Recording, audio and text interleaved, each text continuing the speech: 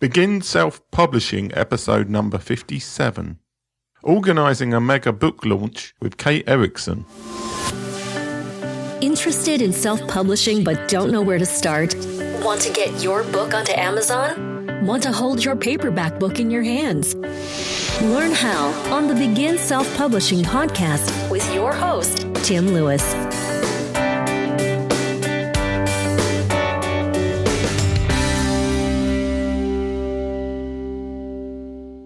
On today's show, I talked to Kate Erickson. She's one part of the EOFire organisation, which are mainly famous for the now known as the EOFire podcast, which is a daily podcast done by her partner, John Lee Dumas. And at the beginning of this year, they launched what I consider one of the most amazing book launches I've ever seen. It was like the 6th highest ranking book launch ever on Kickstarter. And this was a hardback, leather-bound journal called the Freedom Journal. So I talked to Kate in this interview about how they planned this enormous launch and how it went so successfully. It seemed to be almost run like a military operation, and they used an awful lot of consultants and other people to help them along the way. So now over to the interview. Hi Kate, welcome to the show. Thanks so much, Tim. I'm excited to be here. The launch of the Freedom Journal, which you did with John Lee Dumas, was phenomenal. How far in advance did you start planning the launch of it?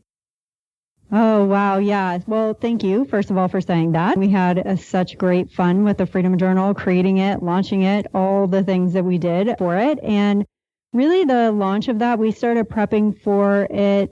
Gosh, I would say from the time that we started talking about the creation of the journal to the time that it launched was about 1 year. And with the benefit of hindsight, would you say that would you do it as a crowdfunding campaign if you were doing it again, or would you do something different? No, we would do that again. Crowdfunding was such a powerful platform to get the community involved. And so maybe the way a lot of people approach crowdfunding is because they don't have an existing audience, because it's a really great platform for exposure and the potential to hit a really high spike of growth and people getting eyes on your campaign. And of course, that's all a cherry on top. Absolutely. But for us, really, our approach was being able to get our community involved in it in a way that we wouldn't have been able to do otherwise. So that's why the Kickstarter platform was so powerful for us, beyond all the other reasons like added exposure and all that great stuff. Really, the community aspect of it was big for us. And I know that you obviously gave a proportion of the revenue you got to the book to the charity Pencils of Promise. Was going the Kickstarter route basically a way of more easily determining how much money to give in that case? Yes and no. We were really grateful to have that partnership with Pencils of Promise. It's a charity that we've been following and a part of for quite some time. So to be able to tie that in was really something that was special to us. And I think that it also was special to those who were following and contributing to the campaign to know that they were having a part of that as well. The thing, though, that we were sure to specify is that those donations came from our personal pocket, so to speak. Since Kickstarter, you can't run campaigns that are then going to be given a portion to charity. So we were able to tie it in with the launch of the Freedom Journal as an ode to those who helped support us in the launch. Now, obviously, for those people who don't know about the Freedom Journal, it's basically a physical, I would say leather-bound book, but obviously it's sort of a substitute leather, isn't it, or faux leather. Did you find that trying to get somebody to produce a faux leather-bound book was much harder than a conventional paperback or hardback book? We were incredibly lucky to be connected with somebody who's just an expert in this space very early on in our journey, through John talking about the project and his idea for it. When John first started talking about it, we had no idea how to create a physical product. So there were potentially a never-ending number of roadblocks that we were going to be facing in this process of finding somebody who could create this for us, finding somebody who was able to source all the different materials that go into creating a physical product, let alone, faux leather with this tassel in it and all these other specifications that, John Lee was really adamant about having be a part of this book. And so that's why we were so lucky to be connected with Richie Norton, who runs a company called Prouduct. So Proud and product together, Prouduct. Yeah. And his company is really the mastermind behind helping us source, the dozens of different materials that eventually came together to create this journal. Did you actually get to go to like China or did they do all of that for you and basically just find a factory to produce the Freedom Journal for you? We would have loved to be a part of going to China, and we actually were in pretty deep with talks of a visit over there to actually go to the factory where the book was being put together. Unfortunately, timing didn't really allow for that with everything else that we had going on in the business, but Richie was on the ground in China multiple times overseeing that project. So him and his team are actually physically a part of the production that goes on, which, gave us a lot of peace of mind too, and working with them that it wasn't going to be all virtual online communication for, we ordered 20,000 books. So to know that Richie was there in person, making sure that the job was being done the way that we wanted it was a lot of peace of mind for us. Did you ever have a fear that you were going to end up with, say, 20,000 books and not be able to shift? Obviously, the Kickstarter element, I suppose, helped with the fact that you knew there were quite a lot of backers for that. But were you ever worried you were going to be stuck with quite a lot of Freedom Journals sitting in a warehouse somewhere?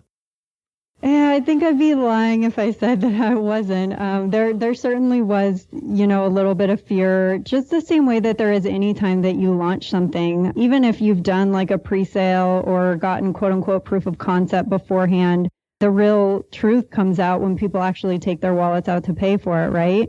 In the virtual world, it's a lot easier to get that type of proof of concept where you actually do pre-sales and you do receive money from people who are saying, yes, I want you to create this. But it was much different, of course, with this because we were paying for 20,000 copies of a book that we didn't know if people were going to buy. I mean, a lot of people were telling us that they were going to buy it.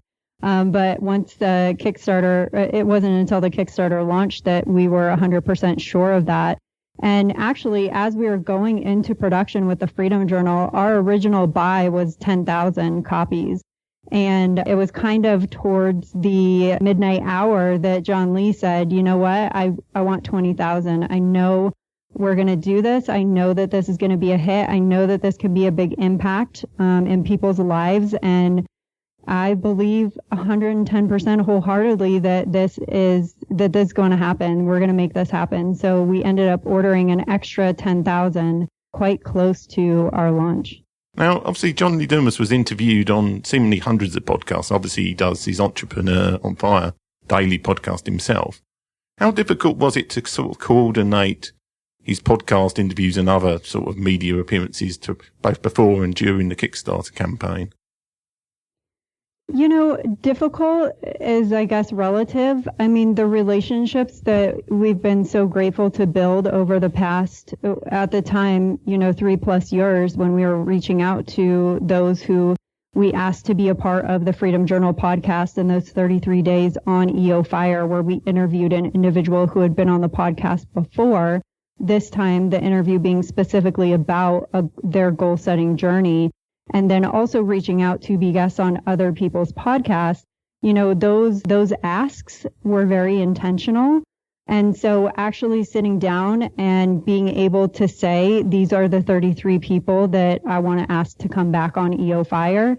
And then on the flip side, saying, these are the podcasts that I would love to be featured on so that I could share the message of the Freedom Journal. That certainly took time, but when it came down to reaching out to those people because of the relationships that we have with those people, the actual coordination and having people say yes and being very excited to support us in this launch was, I don't want to say easy, but again, because of that relationship, people were more than happy to help spread the word about this. I mean, obviously, I heard most of the publicity in terms of podcasts because I listen to a lot of podcasts. So what other things did you do in terms of trying to make people aware, firstly, of the Kickstarter campaign and then maybe after the Kickstarter campaign, that it was available in other outlets? So a lot of the communication leading up to the launch was we leveraged our existing email list. So we were letting people know who were kind of already familiar with our business and who had been following us for quite some time. We started introducing the Freedom Journal and the idea of this project to them very early on. That's kind of that's what we promise our audience, people who are a part of Fire Nation, is that you're not just signing up for an email list so that we can deliver, actionable advice and all these great things that we do deliver. We're also going to let you inside of our business. Like, you're on this journey with us. We share, very transparently the struggles and the wins that we do have. And so when we first started marketing the Freedom Journal, we reached out to our existing list and we said, we would love to share an opportunity for you to come behind the scenes with us. We're going to share with you every step of the way what it's like to create a physical product. And this is before we even knew what was going to happen either. And we had, probably by the time the Freedom Journal launched, between our existing list who had expressed interest and then also through having opt-ins up on our website to let people know that we were launching this, and if they wanted to kind of get a behind the scenes look at what it took to launch this book, that they could sign up for that. That list was about 10,000 people around the time that we launched the Freedom Journal. So email marketing was a big one. And also we had a pretty robust social media campaign that we had put together. And that was, of course, promoting the journal and what we were working on Twitter and Facebook and LinkedIn and Instagram. And then I would say the third thing that was really huge for us is we hired a book launch manager, Tom Marquez, and he really helped us coordinate a ton of communication with every single past guest that we've ever had on EOFire, which at the time was about 1,200 people. We reached out to every single one of them via email with Tom and his team's help, and we asked them if they would help support this project and share it with their audience. So beyond the podcast interviews that John was doing on other people's podcasts and the interviews that we were hosting on EOFire related to goal setting, we were also reaching out and providing, easy ways for our past guests to help support us in this launch. Okay, so in many ways, it was a massive example of content marketing coming to fruition. I mean, did you pay anything for, say, social media or other advertising for the project, or was it purely organic and other traffic that you used? We did pay. We paid for Facebook ads. We did run some paid Facebook ads, and we also ran some tests for paid ads on YouTube. So those were the two channels that we did test out paid advertising. But in relation to the overall money that we spent on the campaign, I would say that was a very small percentage, compared to hiring a book launch manager, hiring Richie and his team at Product, hiring a designer to help us with the actual design of our Kickstarter page, hiring a videographer to help us create the video. The advertising budget in relation to all of that was very small. So what lessons have you learned from the launch of the Freedom Journal, and what would you do differently if you were going to launch a book in the future? I would say one of the biggest lessons I learned is how important your community is in a launch like this. I mean, we knew that going into it, and we had a lot of what I consider pretty cool ideas for involving our community in this process. I mean, one being the campaign that we put together to send out in real time emails about struggles that we were facing or roadblocks that we were encountering. For a lot of people on that list, that was real life training for them. And they were looking at, potentially launching a physical product. So it was very powerful for those people. And for people who weren't thinking about launching a physical product, it was a really cool way to have them come along on this journey with us and really feel a part of the creation of the Freedom Journal. We asked for feedback and recommendations from people. So the power of having our community involved in it was incredibly powerful. And that was a huge lesson learned for me. I would say in terms of what we would do different, I think, we did a in-person launch party the night that the Kickstarter went live. The Kickstarter went live at 4 a.m. Pacific time, January 4th. And we did an in-person launch party that night in San Diego, which went off really, really well. And it was a really great experience. It was a great way for, our friends and our family and community members local to San Diego to be able to come and participate. But in retrospect, I wish that we would have kind of done more of like an online event for that maybe. Just because then we would have we could have invited a lot more people to participate virtually than, of course, those who could actually show up in person. And who knows what that would have done for the momentum and the excitement around the campaign. I mean, we had really great momentum already. We met our funding goal in under 2 hours, but who knows what would have happened if we would have maybe had more virtual participation and kind of more excitement around the actual launch. Okay. Yeah, I mean, I think, wasn't it like the one of the best ever Kickstarter campaigns in terms of the amount of money it raised? We did hit number 6 all time on Kickstarter for publishing campaigns. Were most of the pledges in the first couple of hours, or did you find that you were still getting lots of basically pledges and money later on in the campaign as well?